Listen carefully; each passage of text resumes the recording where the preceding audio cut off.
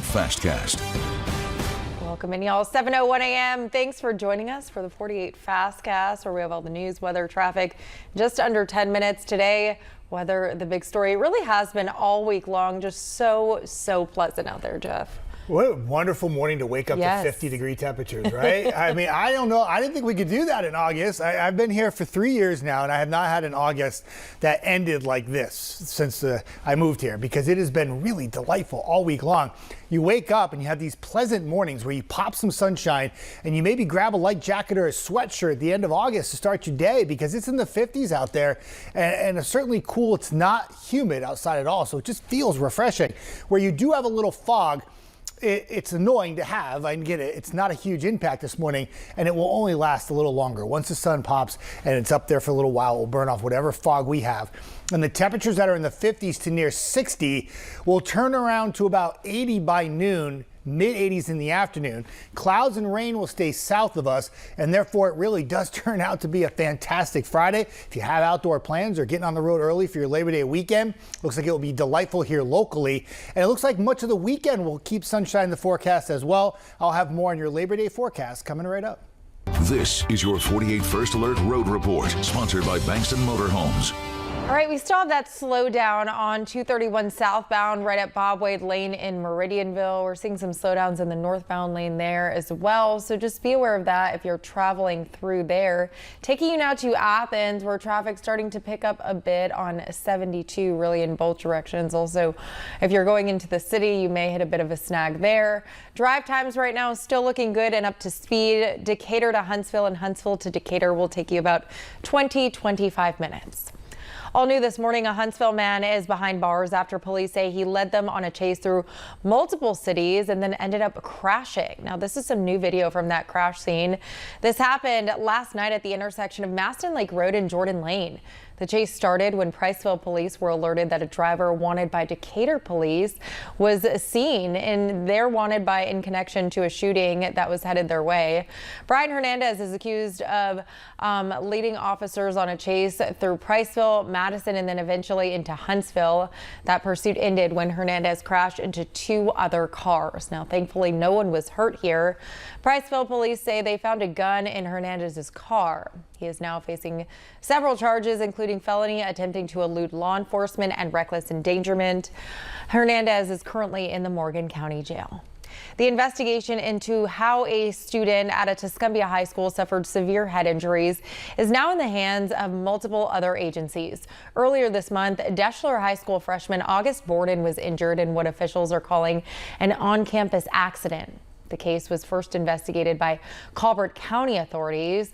This week, it was transferred to the Franklin County Probation Office and the Madison County District Attorney's Office. Madison County Chief Deputy DA Tim Gann says the move stems from a reported conflict of interest involving one of the parties involved. Borden's stepfather says loved ones are still waiting to learn exactly what happened to August. Accountability. We want that, brought to light. We want people to know what they did to our son. We want to know everybody that was involved that didn't cooperate, that didn't help out in the investigation, or almost brought speed bumps to halt the investigation. Gann says their team will start a deeper dive into this next week. The city of Huntsville will pay a settlement to the family of a late public works employee who was killed in a crash. During last night's council meeting, the council approved a $256,000 settlement for the wife of Hank Hornbuckle. In July, Hornbuckle was in a public works truck with two other employees when it went off the road and crashed on US 231 in Marshall County. Before his death, Hornbuckle had been a candidate in the upcoming New Hope City Council race. Well, still to come, people have been spotting some pesky pests across the Tennessee Valley. We take a closer look at them and the problem they pose next.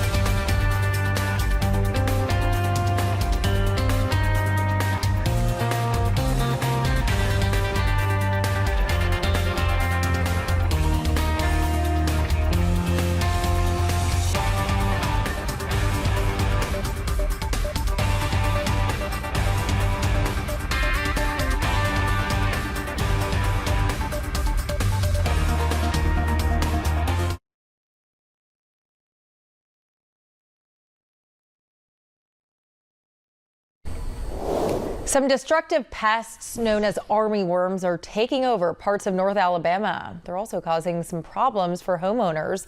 They're tiny, but they get their name by traveling and eating in packs, so this can cause a lot of damage.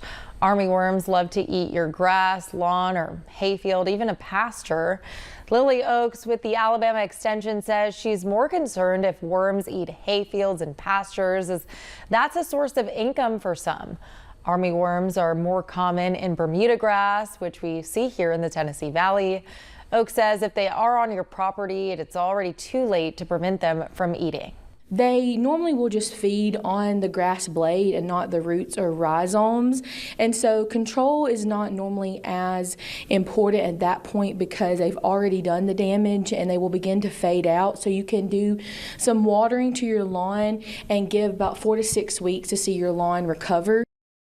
Now, there have already been some reported sightings of these army worms in multiple counties in our area, with Marshall County seeing the most statewide.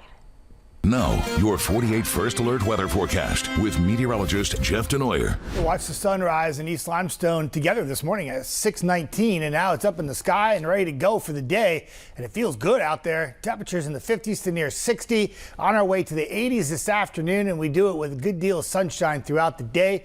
Satellite and radar cleared out nicely last night, pushed all the clouds south. And this is where the rain is going to be, not just for today, but right into the Labor Day weekend. So if your travels take you south towards the beaches this weekend, there'll be a pretty good chance you're going to get into some rainfall. But for here locally, unless some of that rain lifts north on Saturday and Sunday, most of us stay dry. We've kept a 20% chance in there to kind of cover our butts, but near 90 degrees both days. And then on Monday, a higher chance of rain. When the back edge of that system gets a little bit closer, that rain will likely come in during the afternoon and night, not a complete washout. A few storms linger for Tuesday, and then Wednesday, Thursday, and Friday, whatever rain we have will back off. The temperatures will also nosedive down, and it stays cool for the end of the week, too. That's a nice start to September. Yeah, looking beautiful. Thank you, Jeff. Thank you for watching. We'll be on air with more news, weather, and traffic throughout the morning, so take us there. Have a good one.